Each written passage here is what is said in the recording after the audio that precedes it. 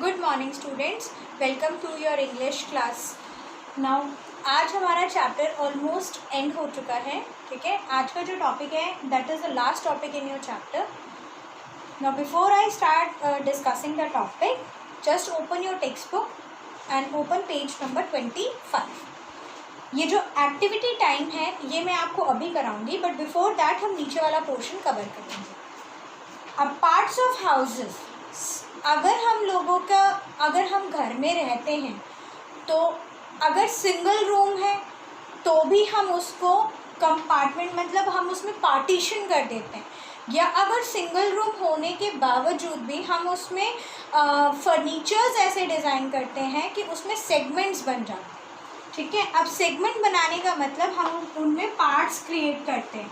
और अगर बड़ा घर होता है हमारा तो हमारे पास अलग अलग रूम होता है for the different activity that we do in our houses. जैसे फर्स्ट है, इन केस हमारे घर में कोई गेस्ट आते हैं, ठीक है, तो बहुत लोगों के पास होता है उनका ड्राइंग रूम। ड्राइंग मीन्स आपने ड्रॉ नहीं करना बच्चों, drawing room means a room to welcome our guest.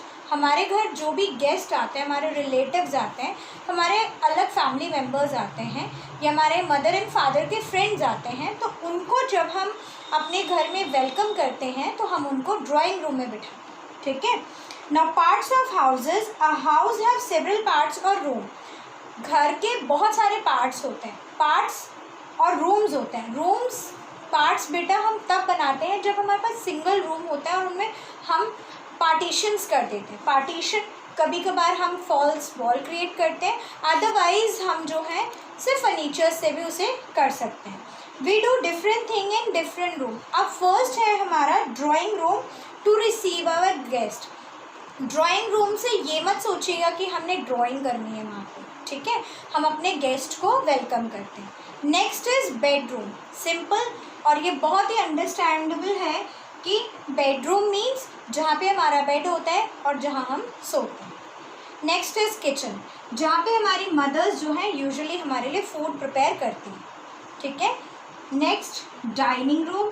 अब जो फूड प्रिपेयर हम करते हैं वो किचन में खड़े होके तो नहीं खाते, कुछ लोग अपने लिविंग रूम में खाते हैं, ठीक है, और कुछ लोग उसके लिए एक स्पेशल अरेंजमेंट बनाते हैं with the tables and chairs. तो जहाँ पे उनका वो डाइनिंग टेबल लगता है वो उनका डाइनिंग रूम हो जाता है। बट स्टूडेंट्स, अगर किसी का घर इतना बड़ा नहीं है कि वो एक अलग से कमरा दे, देन वो फर्नीचर यूज़ करते हैं कि सिंपली घर का एक पोर्शन जो है जहाँ पे वो सिंपल टेबल्स एंड चेयर्स लगा के डाइनिंग रूम क्रिएट करते हैं। That's why I told you with using the furnitures. Next है हमारा स्टडी रूम। अब ये बेसिकली स्टडी के लिए होता है। इसमें भी जिनके बड़े घर होते हैं they create another room specially for studies, और जिनके घर छोटे होते हैं वो सिंपली अपने टेबल एंड चेयर अरेंज करके एक स्टडी रूम से क्रिएट कर लेते हैं, स्टडी कॉर्नर भी कह सकते हैं उसे। बाथरूम, ये ऑब्वियसली सबका सेपरेट होता है, ठीक। And the last is store room, जहाँ पे हम अपनी एक्स्ट्रा चीज़ों को स्टोर करके रखते हैं। एक्स्ट्रा फर्नीचर्स हो सकते हैं, एक्स्ट्रा क्लोथ्स हो सकते हैं। सो ये है हमारे कुछ पार्ट्स ऑफ हाउसेस जो हर घर में छोटे या बड़े के फॉर्म में, मतलब कुछ बड़े होते हैं जो सिंगल रूम्स में बनाए जाते हैं, और जिनके हाउसेस छोटे होते हैं वो पार्टीशन करके क्रिएट करते हैं, राइट। नाउ स्टूडेंट्स, आज का जो क्लास वर्क है, आज आप डेट लिखेंगे, ये आपको फ्रेश पेज से करना है। एक न्यू पेज लेंगे, डेट डालेंगे 23, chapter number, chapter name, class work heading डालना, एंड जो मेन हेडिंग है वो है पार्ट्स ऑफ हाउसेस। ये पार्ट्स ऑफ हाउसेस आप हेडिंग डालने के बाद 1 बाय 1 जैसे मैंने नंबर डाल रखे हैं वैसे आप इसे नोटबुक में लिख लेंगे। आई होप आपने पिछले 2 दिन का काम जो है वो कर लिया है। वीडियो को पॉज करें और ये वर्ड्स लिखें। If it is not clear on the board, आपके बुक में पेज नंबर 25 पे ये ऑलरेडी वर्ड्स दिए हुए हैं, ठीक है, ये वर्ड्स आप वहाँ से भी लिख सकते हैं। ओके स्टूडेंट्स, तो अब हम करेंगे ये एक्टिविटी जो हमें पेज नंबर 25 में दे रखी है। एज आई टोल्ड यू कि मैं आपको कराऊंगी। अ डैश, अ हट इज़ अ कच्चा या फिर इसमें स्लैश दे रखा है, तो दोनों में से कोई एक ऑप्शन आपने चूज़ करना है। जैसे सर्कल द करेक्ट आंसर है, आप सर्कल कर लीजिए या अंडरलाइन कर लीजिए। अ हट इज़ अ कच्चा स्लैश पक्का हाउस।